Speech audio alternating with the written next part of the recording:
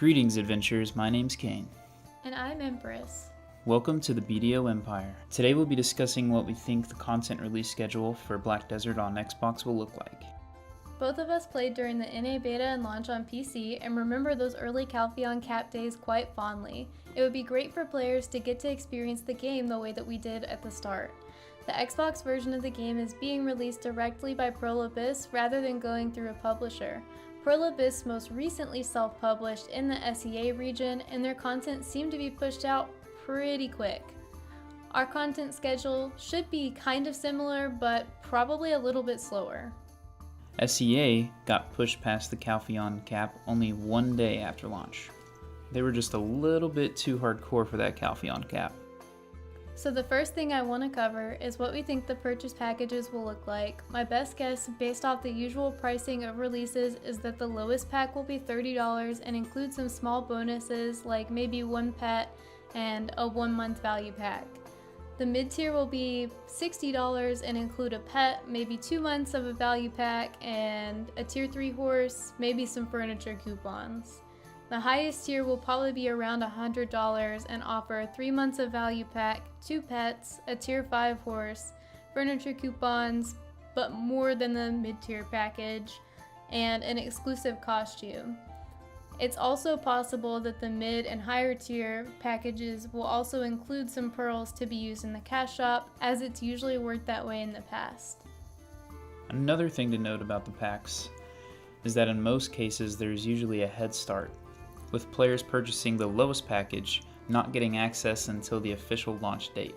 Mid-tier sometimes getting a 2 to 3 day early access, and the highest tier getting up to 7 days early access. Now, onto the content. We'll be capped at Calpheon content with plus 15 enhancement cap on weapons and armor and no field or world bosses. The first major update we'll receive will be the addition of Medaya Part 1, closely followed by the addition of Pride, Duo, and Tri armor and weapon enhancement, and Red Battlefield. On SEA, they released Medaya only 1 day after the official launch date, and started adding in additional classes at that time. I don't think we should expect to see that content as quickly on Xbox. There'll probably be a gap of at least 2 to 3 weeks before that comes out. I would expect them to still not release more classes until Medaya Part 1 though. So for those of you holding out for unreleased classes, it might be a little bit. However, I would imagine, since they released 3 classes at once on SEA at one point, that we may see a similar type of release for classes on Xbox. Correct me if I'm wrong, but I've heard the developers have to pay a fee for every update that they make to their game on Xbox. If I had to guess, I would say that we'll see Musa, Mewa, and Valkyrie in one patch, followed by Tamer, Ninja, and Kunoichi in another, soon after the release of Medaya. The other newer classes, however, I think would come later. I think it's very important to release all the classes as quickly as possible to keep up the competitive spirit of the game, and not to lose out on potential players due to lack of interest and boredom while waiting for their class. At about 2 months in, I think we'll be seeing the release of Medaya Part 2.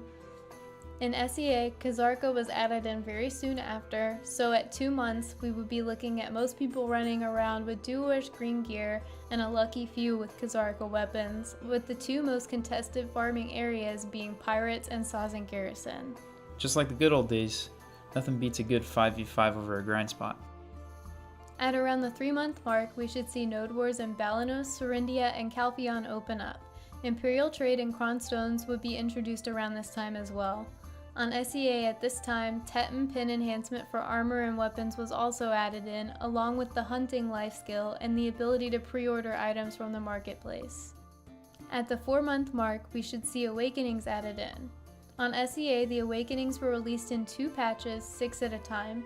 I would imagine that they'll do the exact same thing on Xbox, which is way better than how we got Awakenings on NA. Soon after Awakening's release, we should see the addition of Valencia Part 1 and other content like horse races, T8 horses, imperial crafting, and whale hunting.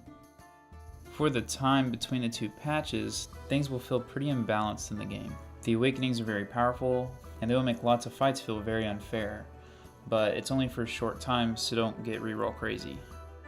At this point on SEA, they added in Mystic, Striker, and Dark Knight, while those who are interested in playing these classes will be very unhappy with about a 4-month wait time from release. Because of the strength for the base classes of these three, it doesn't make sense from a balance perspective to add them in any sooner.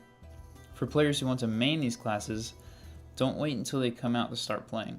Even though you won't have your class right away, all of your armor and accessories can carry over to that character, and you can save weapon boxes to open on the character when it's released.